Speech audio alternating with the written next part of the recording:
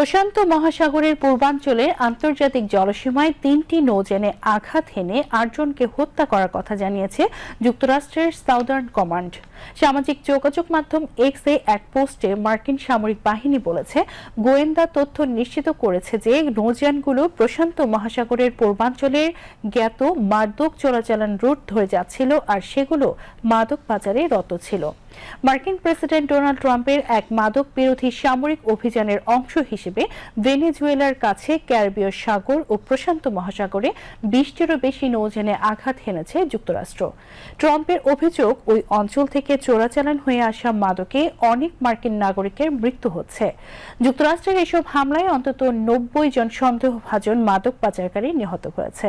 Trump প্রশাসন এইসব হামলার আইনগত বৈধতা আছে বলে দাবি করে আসছে, কিন্তু অনেক আইন বিশেষজ্ঞ এসব ঘটনাকে বেআইনি বিচার বহির্ভূত হত্যাকাণ্ড বলে অভিহিত করেছেন।